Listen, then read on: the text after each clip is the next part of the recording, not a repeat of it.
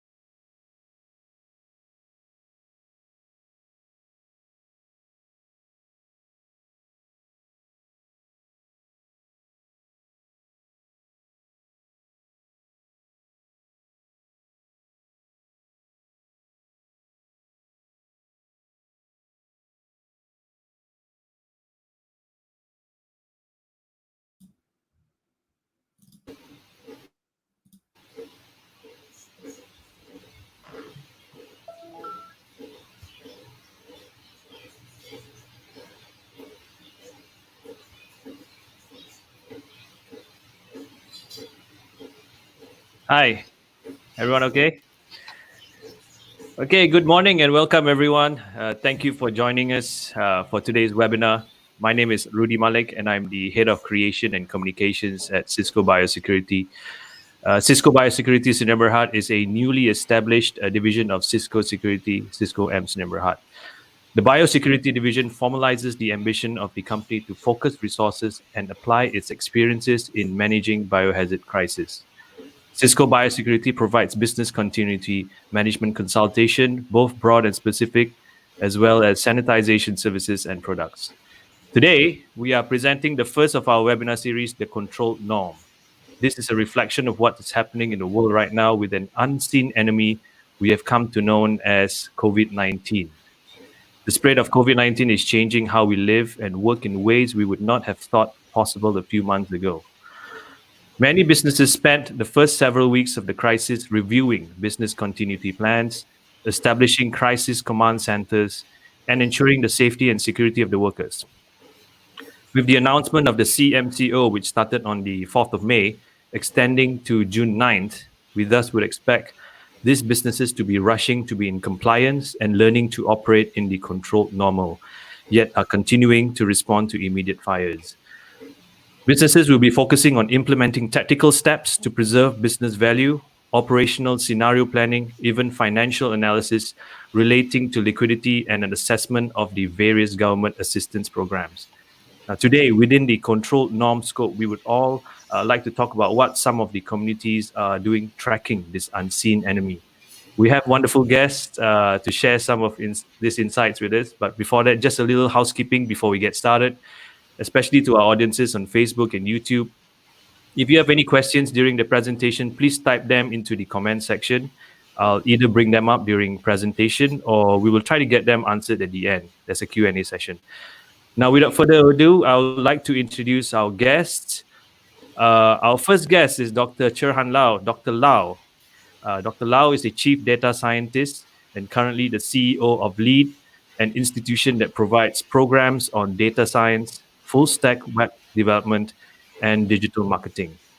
LEAD has provided in-house consultancy and training for universities and corporate such as Intel, OCBC, Standard Chartered, HP Enterprise, Shell, and Heineken.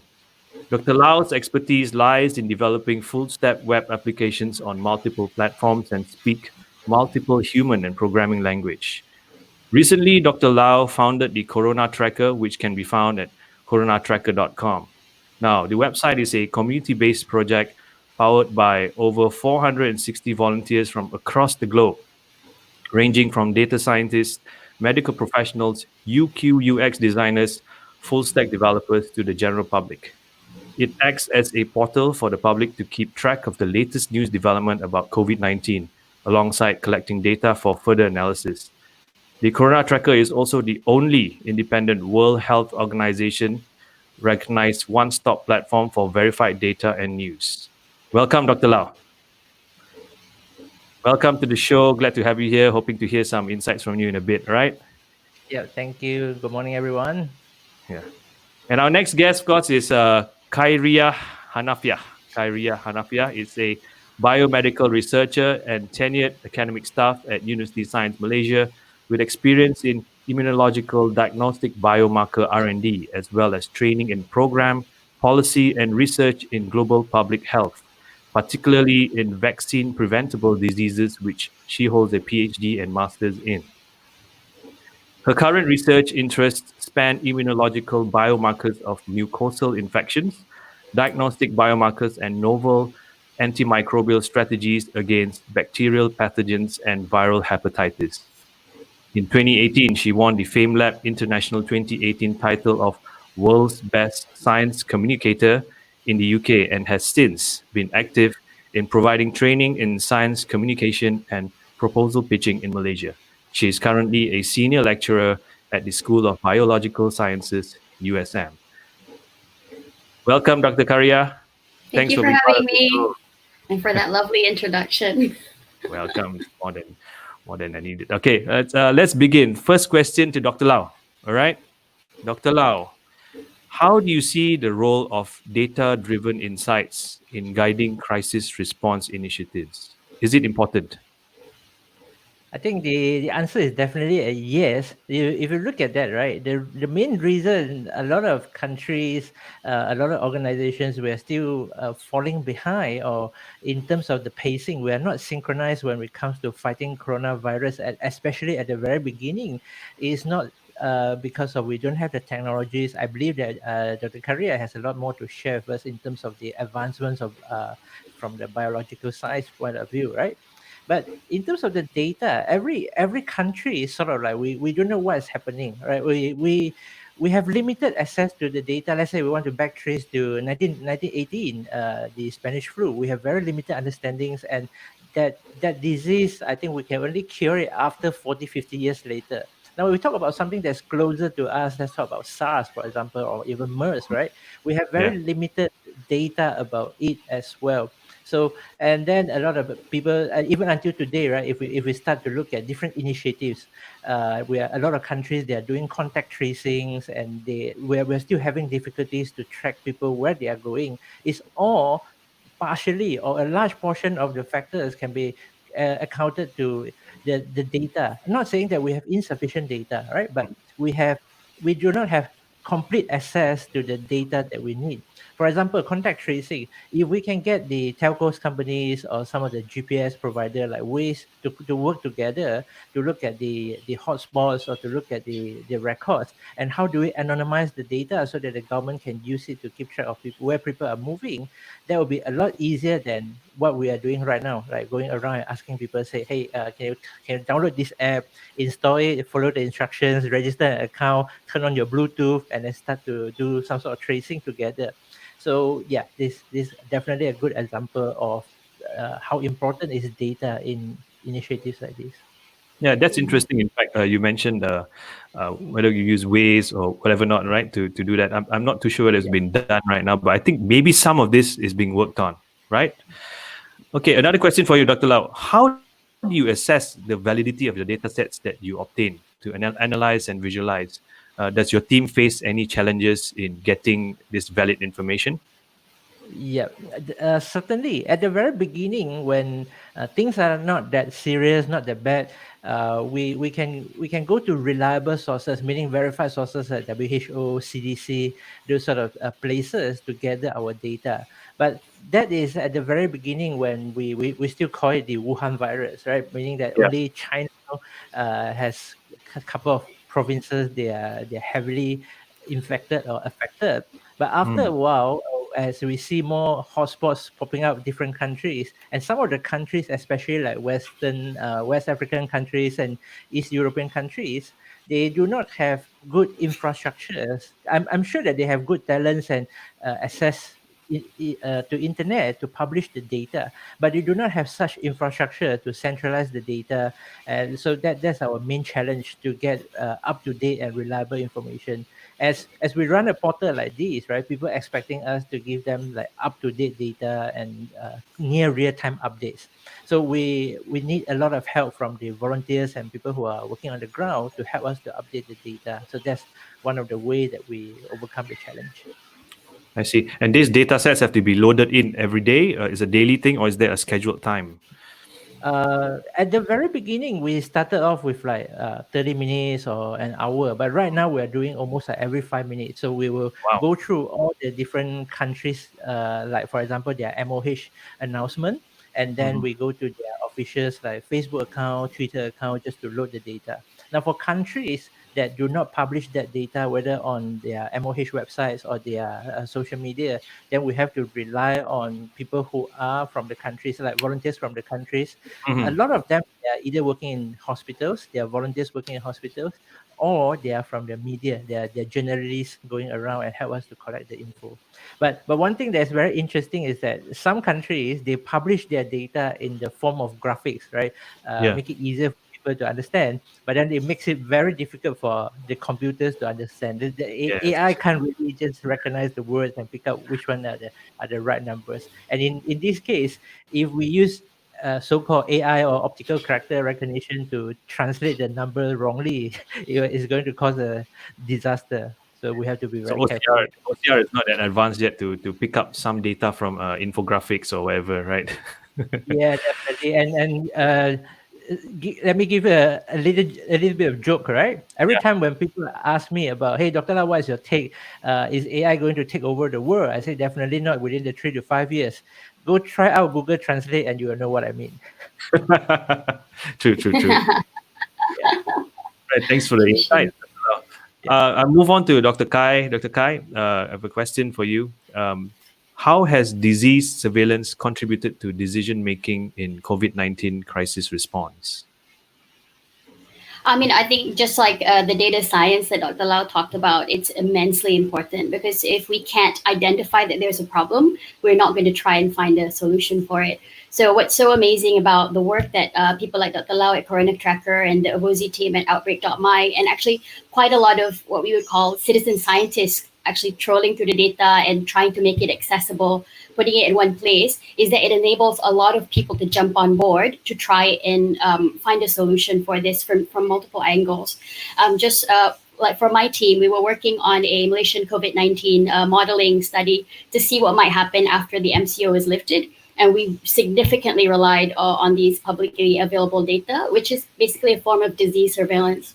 And with this type of modeling and other studies that are being done, this actually does shape one public opinion, and it also helps inform decision makers that there are potential options that they can consider moving forward. And I think when it comes to something so big and uncertain like COVID-19, you want some options. You want to know what you can try out, right?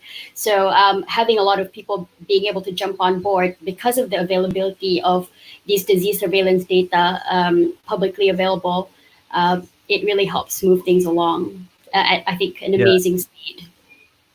Yeah, and I'm sure, like especially business professionals would actually rely on whatever results that you got from the data, and implement their own policies or whatever that they have to start after the MCO is lifted. So I see that it's quite important.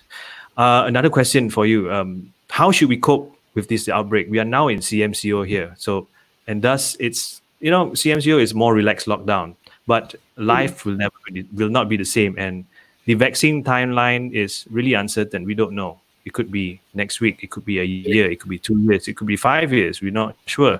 Yeah. Are there any examples in history we can refer to learn strategies to stay productive, especially for the business professionals? Right. That's a few questions in one, right? I think I would say there probably won't be a vaccine next week. Whether or not it will come at the end of the year or early next year, that would be really optimistic. So there's going to be some time where everybody needs to find a way to cope with this this way of life.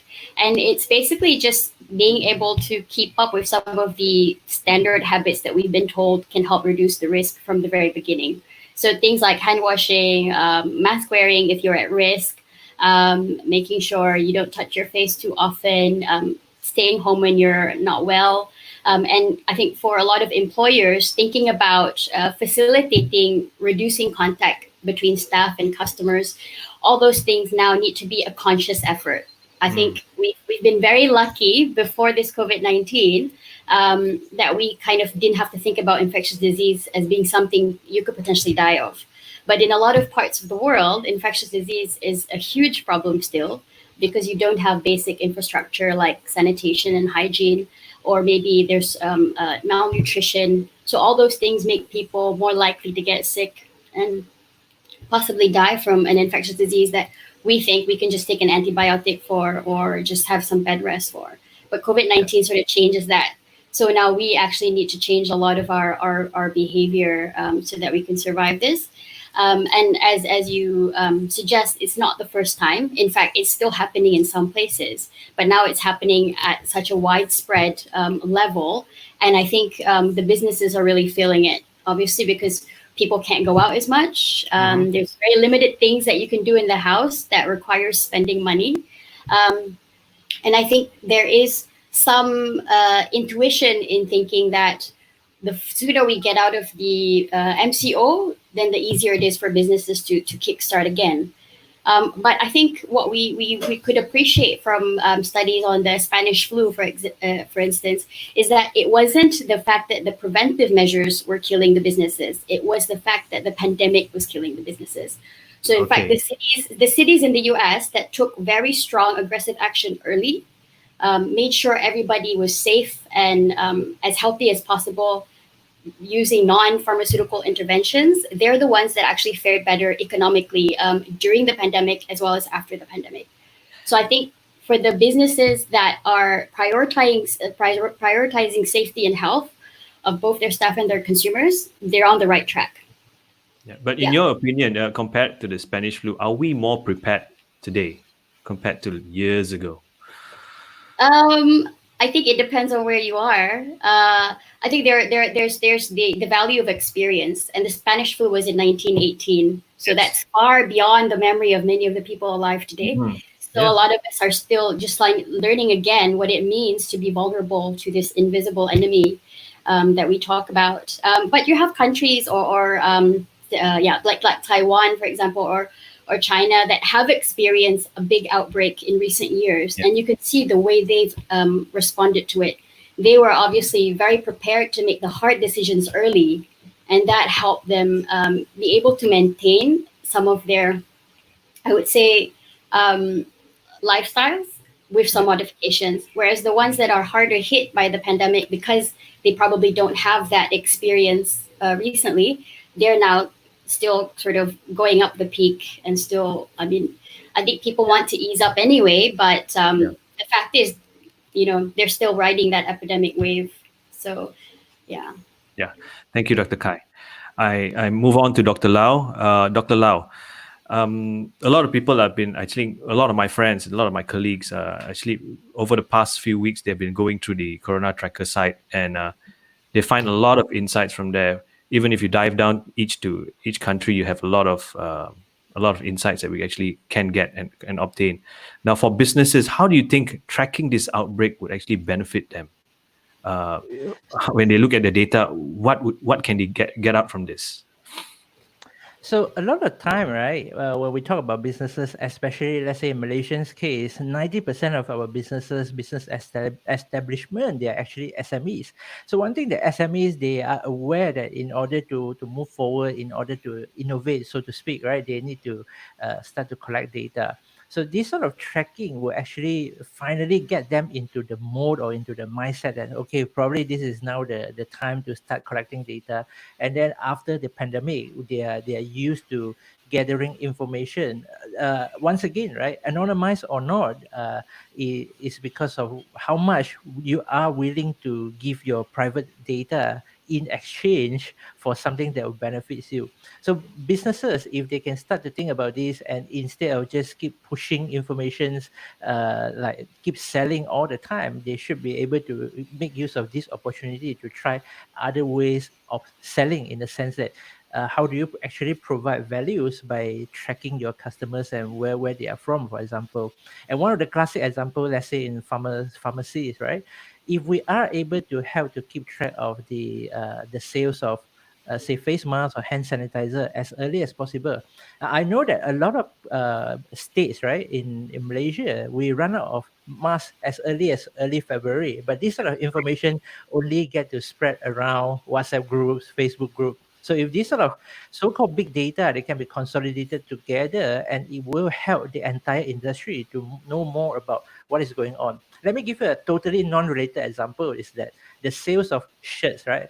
So Yeah. in fashion industry, people always want to know what sort of t-shirts or what sort of fashions that I should import, I should bring in. So if similarly we can consolidate this sort of data, then they will help the retailers a lot.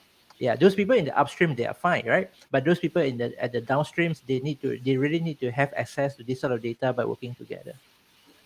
Yeah, thank you. Then, of course, I think you mentioned like face mask and whatever not, but it's a disaster. So, in disaster lies opportunities.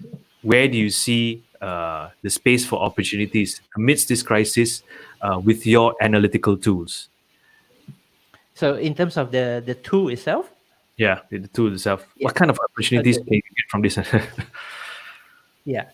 So if you take a look today, right, there are a lot of COVID-19 dashboards out there, right? There are hundreds of them. We are the second one in the world. This one we are pretty sure, right? We are now Hmm. the top three coronavirus or COVID-19 tracking portal.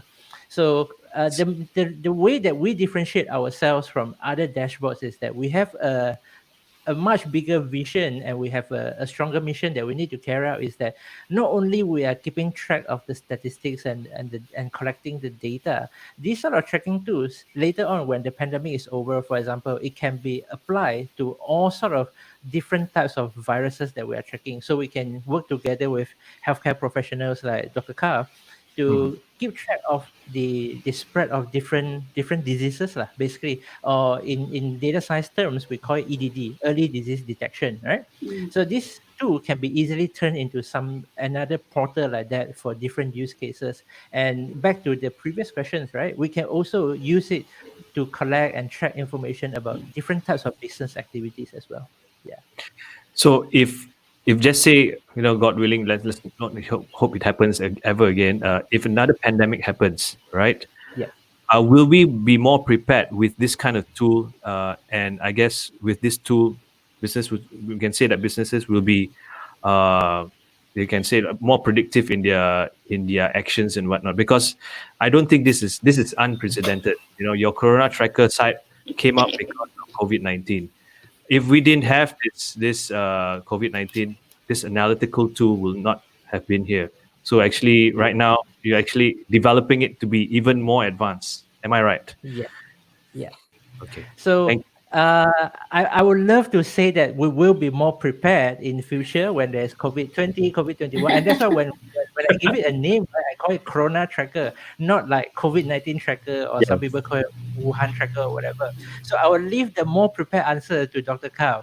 But my role here is to help healthcare professionals to be more informed and to be more predictive. So if you read some of the I would say like something from Redis or Quora, right? Yes. Virology healthcare professionals, their common critiques about data scientists is that, hey, you guys are just a group of people that takes the numbers, uh, process it, run through your tiny little AI algorithms, and generate some charts, and then data scientists starts to draw conclusions, and then virologists say that you are drawing conclusion based on no solid evidence, or you did not study virology, for example, right? But our defense is that this is exactly what we do, right? We look at the data, and then we find something that we think that is outliers. We think that is not ordinary, and then we present it in a way. So one thing that I really hope to see in near future is that data scientists, healthcare professionals, we work together and speed up the entire progress. Great, Yeah. great. Dr. Can I Kai. comment on that? Yeah. Yes, Just go ahead, just go on ahead. the idea of preparedness. I mean, you've got information, right? And then you've got people actually using it to do something. So the good work that data scientists do, which is kind of highlight the data to us, it won't really mean much if people aren't ready and willing to take the risk to use it to make hard decisions. But if something like this happens in the near future, hopefully there will be some people who still remember how it was today to be able to make those hard decisions. But it's pandemics have come and gone, and we tend to be making similar mistakes again and again and again, because it's very much human nature to forget what just happened before. But I think Dr. Lau pointing out that this type of tool, I think it really is a game changer this time, because I would say for the first time we have a lot of technological tools, a lot of expertise in different parts coming together to deal with this problem. And what I hope that we can do again in the future, if something like this comes up, is this readiness to work together, which I think before was a bit harder to do because we didn't have the platforms for that level of sharing. But again, if you think about the H1N1 outbreak in 2009, there was criticisms that it was called a pandemic too soon and it made people panic. But the fact is, it was quite a severe pandemic as well in its own right. Of course, not as bad as COVID-19 because we had a vaccine for flu. We don't have a vaccine for COVID-19. But I think people were sort of hesitant to react as strongly until it hit their shores, until you actually saw what was happening to the neighboring country. And sometimes that might be a bit too late to really squash it while it mattered. But I think everybody's now learning to keep doing what they can. Yeah. So in that sense, are you able to observe a greater sense of awareness among Malaysians on taking preventive measures? I mean, I haven't observed Malaysians as a whole, but we did do a study in the first week of the MCO just to see what public knowledge and perception about the virus was. It was just a very ad hoc survey study, but we got about 1,000 people to respond, and I was quite pleasantly surprised that people seemed to be aware about what the virus was, what the symptoms were, and how to reduce their risk. And I think that knowledge is already a good start. Whether or not it actually translates into action is, of course, another story. But it makes it easier for people to accept some of these measures that might seem quite disruptive to daily life if they understood why it has to be there. And I think for Malaysians as well, we're quite fortunate from the public health standpoint that there's less resistance to some things like hand washing. It's part of the culture. Wearing masks is not part of the culture, but we're not really against it, so we can adopt it. You've got certain places that are very culturally against some of these things, or it's not part of their norms, that adopting it becomes quite difficult as well. So that's a separate challenge. I would say for Malaysians though, our the thing that we need to do in COVID-19 times that is a bit against our social nature is avoiding crowds and gatherings. I think Malaysians are very much about, kenduri, open house, large weddings. And that's something that people have to really sacrifice. And I think that's what you need even more buy-in for. So let's say the government says after the next extension, you're allowed to have gatherings. Will people choose to just have very big gatherings as they did before, or will they actually try to change and reduce the risk on their own initiative? That would be the question, and I'm not sure what we'll see moving forward. I think herd mentality plays quite a big role here. If especially during the MCO, we've already passed 50 over days in the MCO period, and usually it takes 30 days to form a habit. So Right. then we see everyone wearing masks. So the herd mentality is that, oh, I got to wear a mask. I gotta So wear in mask. actual Yeah, fact, peer you actually pressure. Yeah.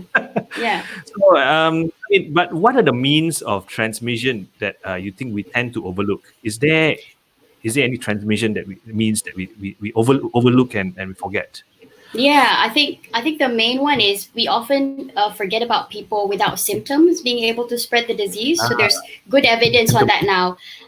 Yeah, in the beginning, a lot of the recommendations was only wear a mask if you're feeling unwell or if you're Mm-hmm. having respiratory symptoms. But within the last couple of months, there's a lot of data coming up saying, look, there are people who get infected and never show symptoms and then they recover. There are some people who don't show symptoms at the time you test them, but they're positive actually, and they're able to spread it before they show the symptoms. And there was actually an interesting study in Singapore where they were tracing a cluster, and the patient actually was going to church and having choir practice, perfectly healthy, but then 2 days later developed symptoms and was tested positive. So all the people that, well, not all, but there was quite a number of people infected when she went out to church. Perfectly healthy. So when we often think that, okay, if nobody's coughing around me, I should be all right, or if I'm not coughing, I'm not going to spread it to anybody. So I think now that we have sort of universal mask wearing, that should help reduce that risk. But the other risk that we tend to overlook is the one at home, because when we go out, we might take all the precautions in the world, but once we come home, we feel safe. So obviously, we're more relaxed. We don't. I mean, I don't think you would do social distancing at home, right? But the fact is, if you get somebody in the household infected, very quickly the rest of the household will get infected as well. So that's the challenging part. You'll have basically household clusters of this disease because it's so infectious. Very good insight. Dr. Lau, in your opinion, based on the data that you have, which country has actually responded pretty well to this crisis? And I mean, from data point of view. I think recently there was a report, and also I think Public Health Malaysia has picked that up also.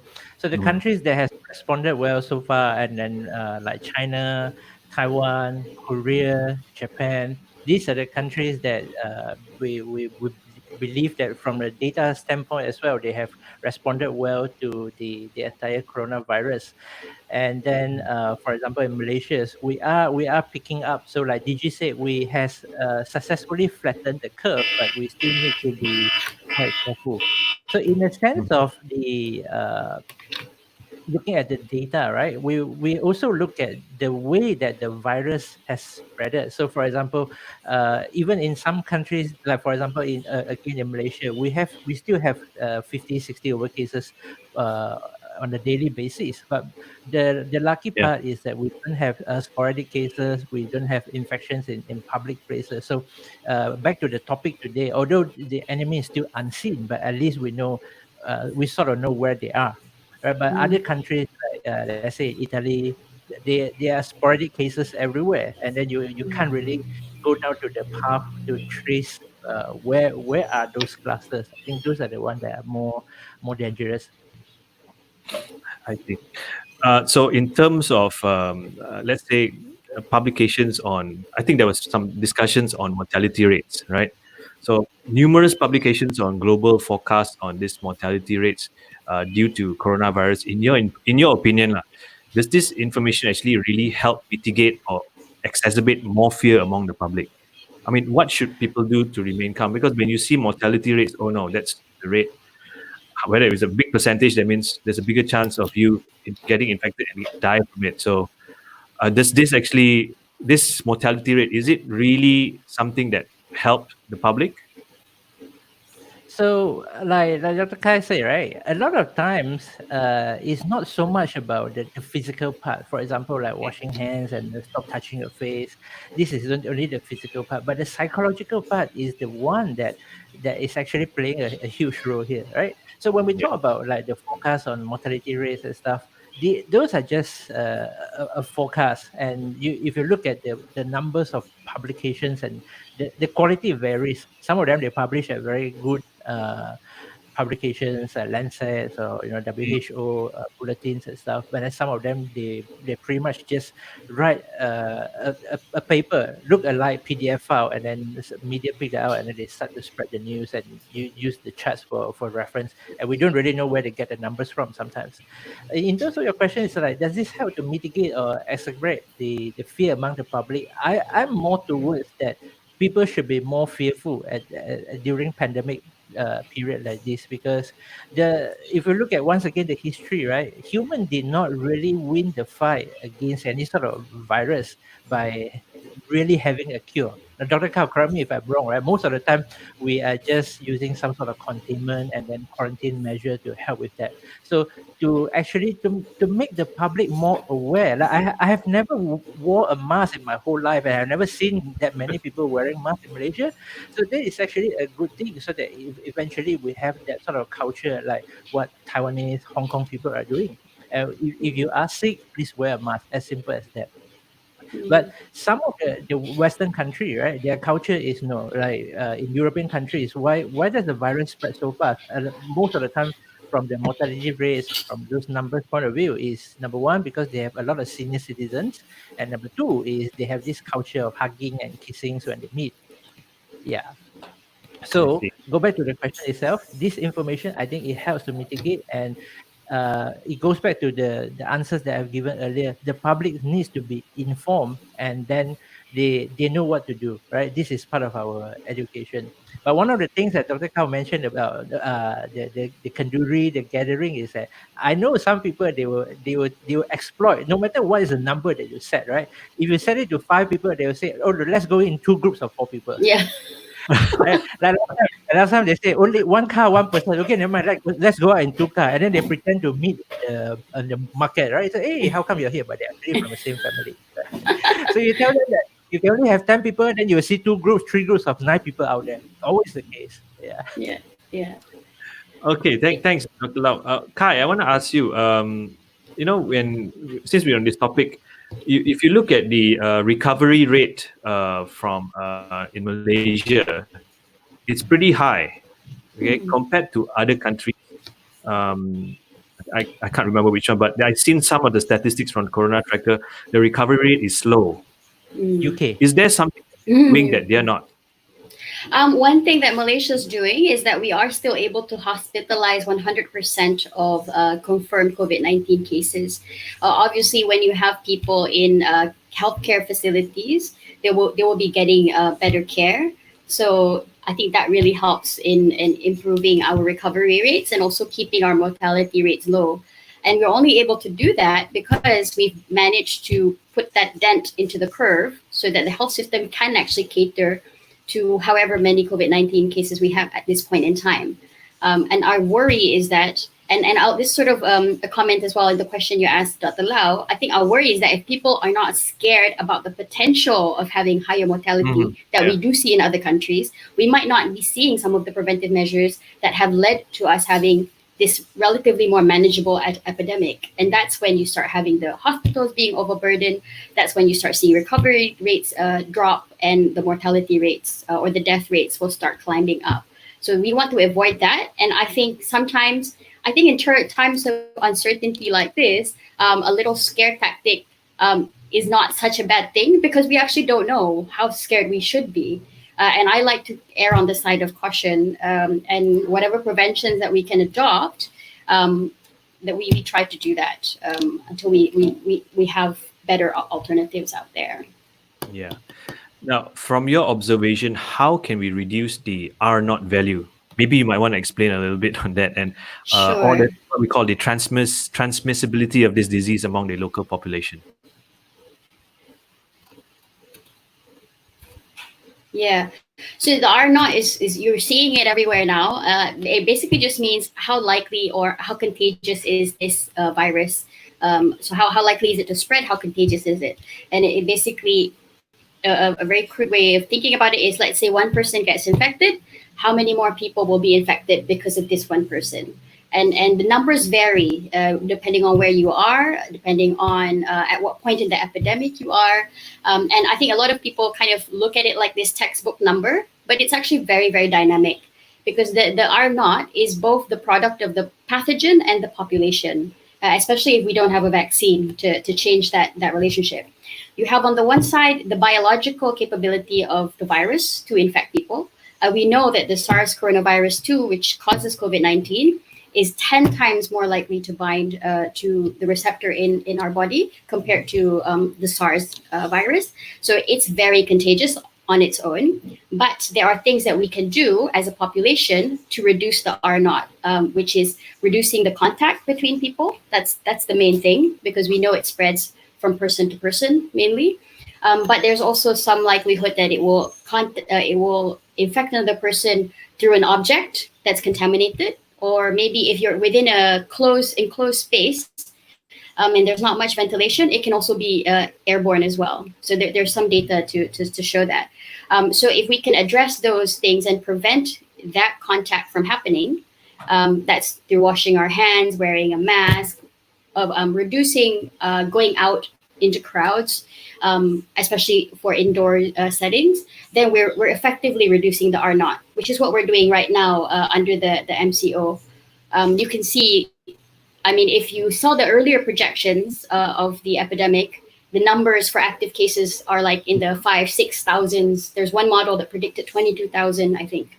So the fact that our peak appears to have been around 2,500 cases and now is steadily going down is a good sign that we are actually reducing the R naught to a large extent. Yeah. So and yeah. I mean, I was just wanted to reflect on what you mentioned just now, like the point where some of these methods and also, well, the disbursement of the virus, how it disperses really actually. From right now, we know that, okay, we got to stand apart, a meter apart or 2 meters apart, so that it doesn't jump, you know. And if you're in a ventilated area where there's air conditioning or whatnot, it might travel further. I don't know if you call it airborne. It might travel further, right? So I want to ask this question: how well communicated is the science behind every measure here that's proposed, and how can we enhance it? I mean, do people actually? I don't know if people actually go to the WHO website and look at really the facts of things, and whether they bring WhatsApp group and looking at all the chats. How well communicated is all this in this country? That's why. Yeah. So the first thing I would comment on is the whole idea of ventilation. I think it's huge for a disease that spreads the way the COVID-19 spreads, right?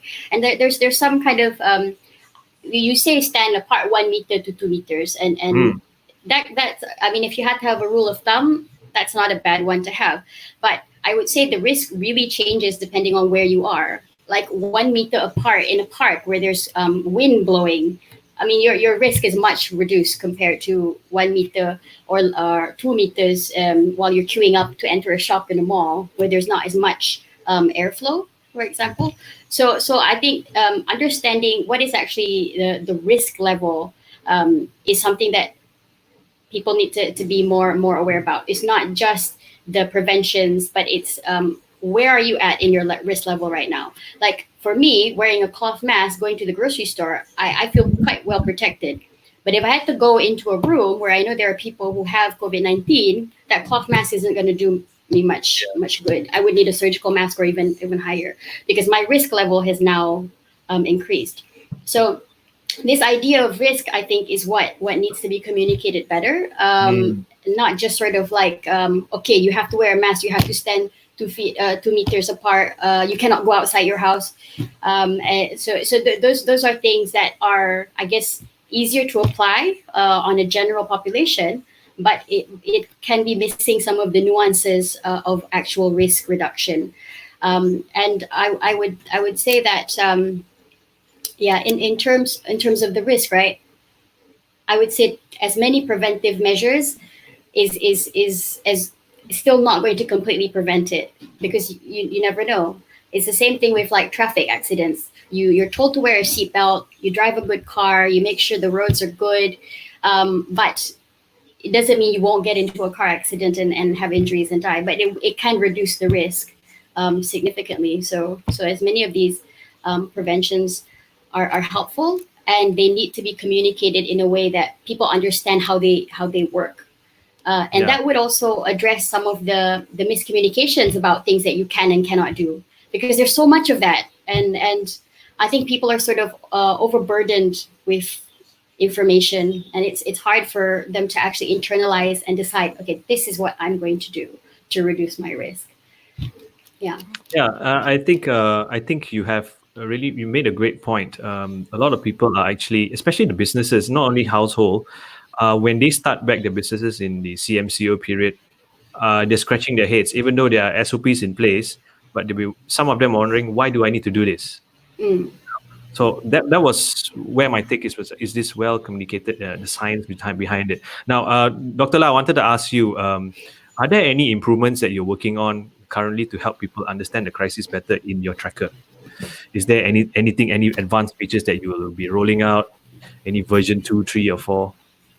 So the Corona Tracker that you see right now is what we call it Corona Tracker V2, version 2 internally. And then the next version that we are working on is called COVID-19AI.org. So we want to take the data that we have collected, and then like I mentioned earlier, that's why we are working with healthcare professionals, academic researchers, and to look at the data. And then we want to connect and put structured data and unstructured data together.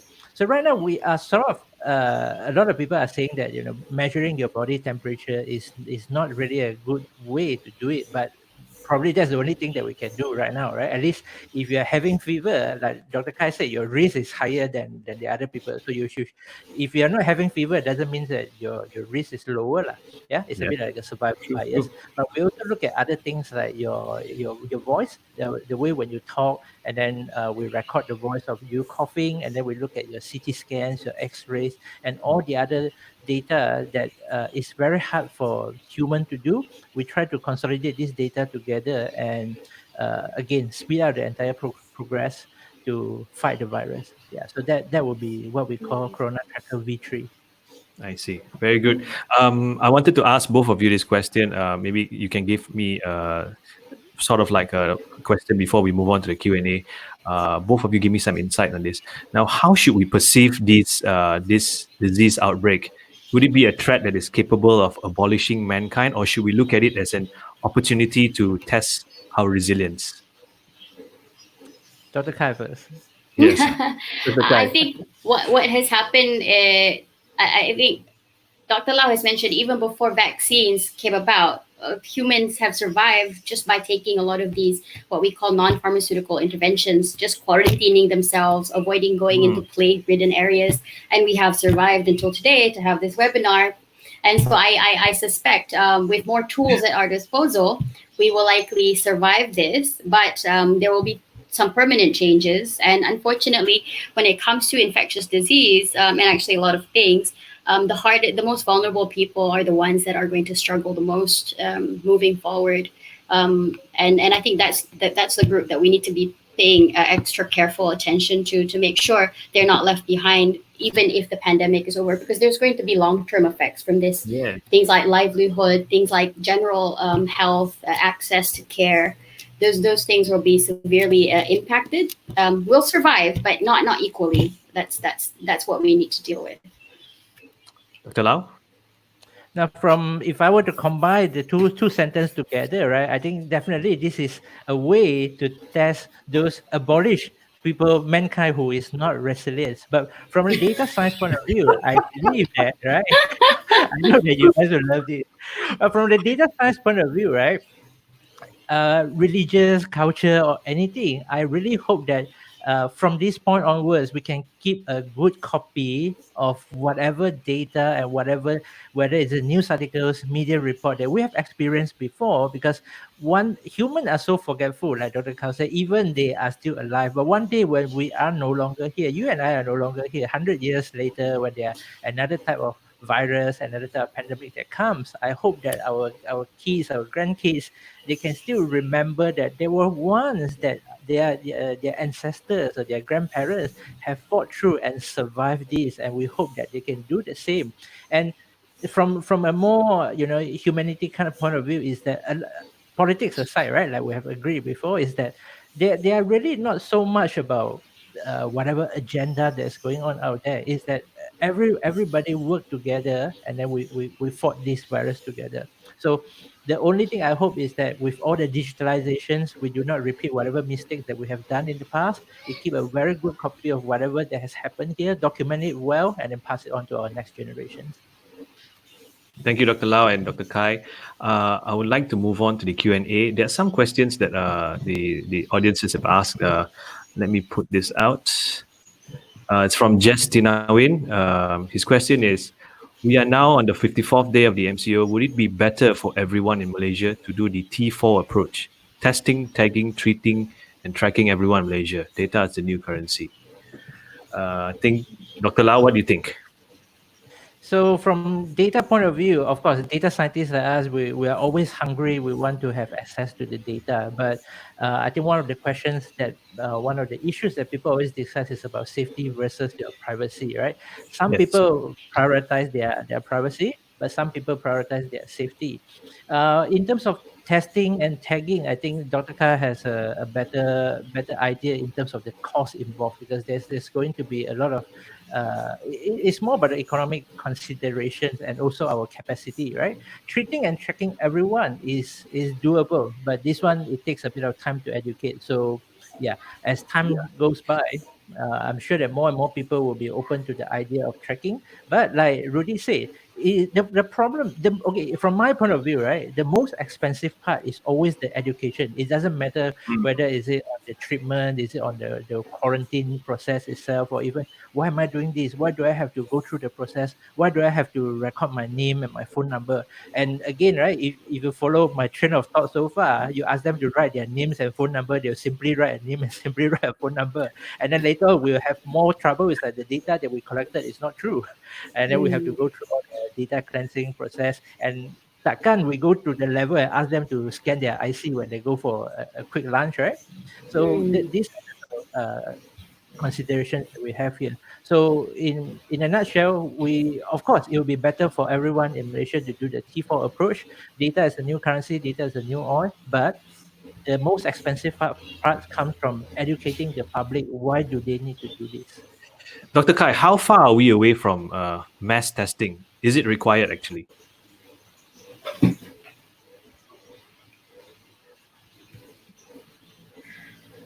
I think I mean, there's a few things that when you say mass testing, like testing the entire population, or Because right now I believe testing is done only in areas where it's needed, maybe the red zone areas. I'm not too sure whether the green zone areas are testing.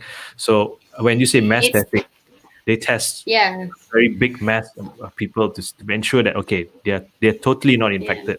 When do you see that coming? Are we heading towards that, or you don't think that's going to happen right now because it's under control?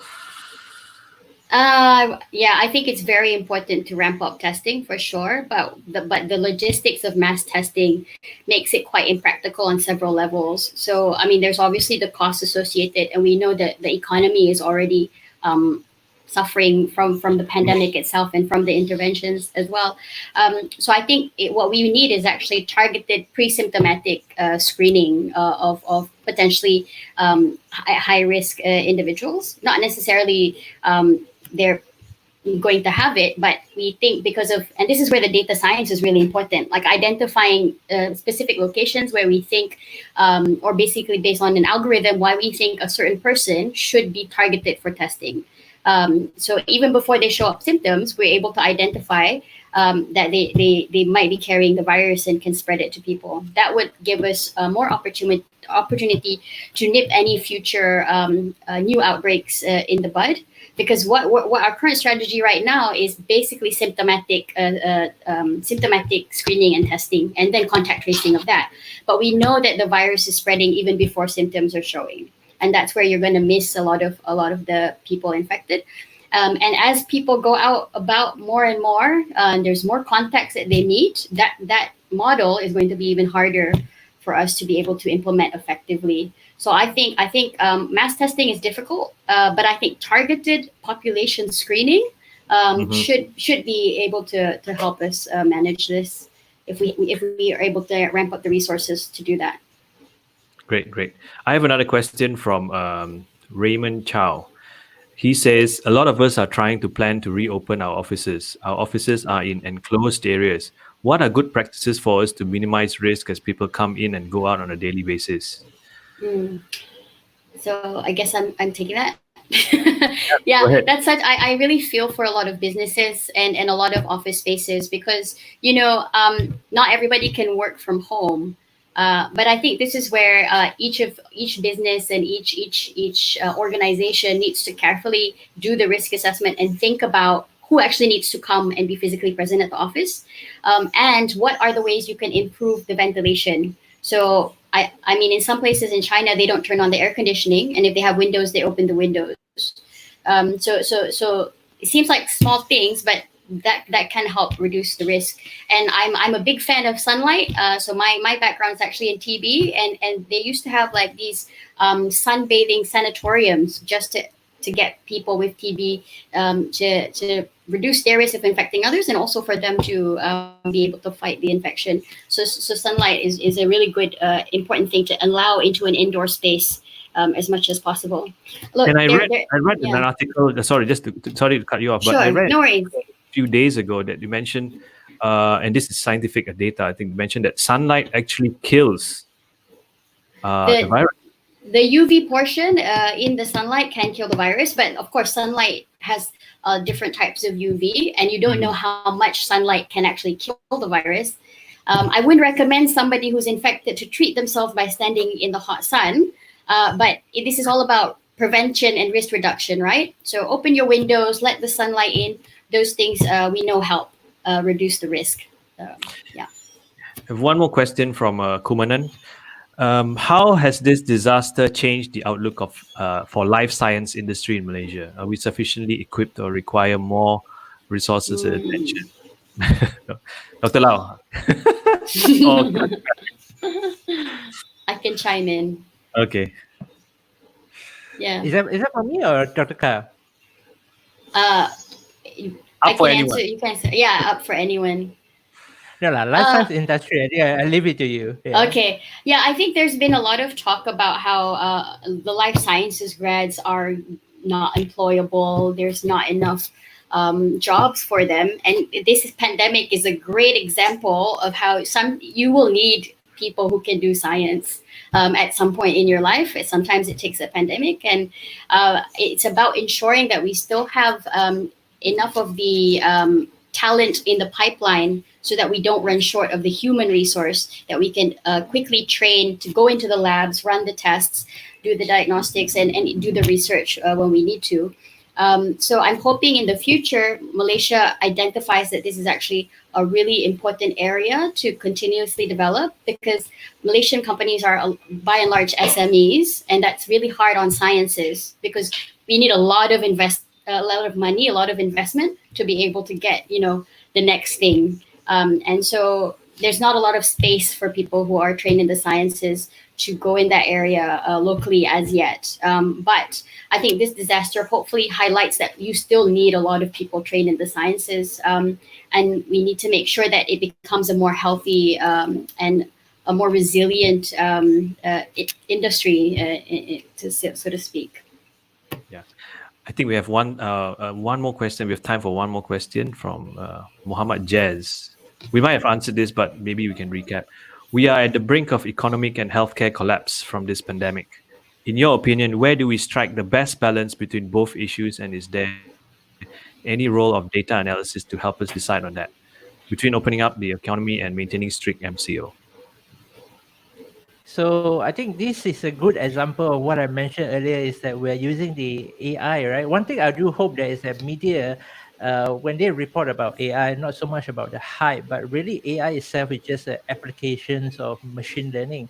So if we can't get good quality data, then we can't really just do something that's useful, right? And then the AI is pointless. We can't just keep developing AI machines just to differentiate between cat and dogs, or just play Go or play chess with human, and then we start to feel upset about it. The thing is, when we look at the brink of the economy effect, and then when we look at basically from our research point of view, right, we are already looking at post-pandemic stuff. Like, for example, I do a lot of natural language processing by looking at their behavior on social media to identify whether these people are they undergo some sort of depression, for example, because when people are undergoing depressions, their behavior can be totally different. For example, someone who talks a lot like me when they are depressed, they probably become very quiet. And I always tell people that when you look at social media, people say, "Oh, I'm so bored. Please kill me." These are not the people who are high risk. These are the people they are normal, right? But those people who are at the high risk is that they behave differently, they speak differently, they talk about different things, and the word choice that they use are totally different. So this is where data analysis and AI applications can come in and help to identify as the earlier stage, and then we try to get to know where they are and help them as early as we can.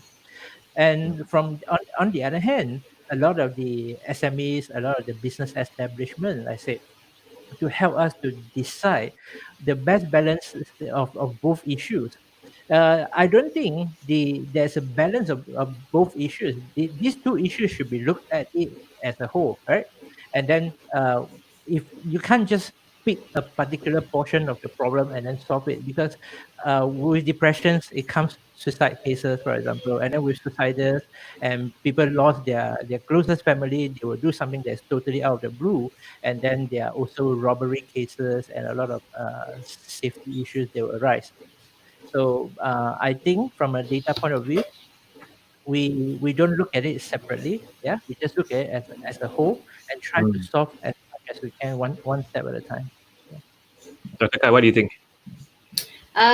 Exactly what Dr. Lau said. I mean, I think the data is, when you have people like Dr. Lau working on actually telling us what the data means, that allows us to make some decisions. And it's first about knowing whether or not maybe if you're going with the example of somebody changing their behavior through social media, that could be a cry for help. But it might not be the obvious cry for help. Might be the one that's only picked up if you had an artificial intelligence algorithm that can pick up that this is actually a true cry for help, and then we can take action on that. And moving forward, I mean, we are very focused on surviving the pandemic, as in hoping that the virus goes away or we get a vaccine. But there's going to be a lot of long-term repercussions. Like you say, a lot of people may have lost their livelihoods, their family members, their friends, because it's such a widespread disease, and there's going to be a lot of things that we'll need to deal with in the longer term as well, which hopefully good data science can help us with. Good data science and public health can help us with. Great. Okay, thank you, Dr. Kai and Dr. Lau. We've reached 12 o'clock. I think just in time, we managed to answer the questions and Q&A. Before we close up the session, I would like to thank both of you for being part of the discussion. Your insights and efforts are truly appreciated. I'm sure our audience would agree, and we wish you both the best in your future endeavors. Don't be strangers, as we may call you back in for a follow-up session. I would like to urge the audiences out there to subscribe to our channel on YouTube and Facebook, as we will have regular webinars like this weekly. This session will, of course, be put up on our channels for people to view. Please do share with your colleagues. As a business, Cisco Biosecurity does business continuity planning, crisis management, training, and also sanitization. We have experts that can help you in your business. You can visit us at our website at ciscobiosecurity.com for more details.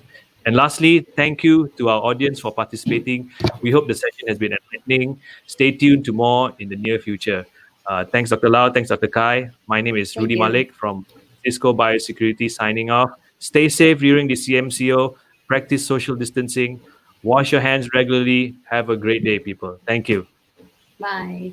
Bye. Thank you. Bye for Thank now. you. Bye.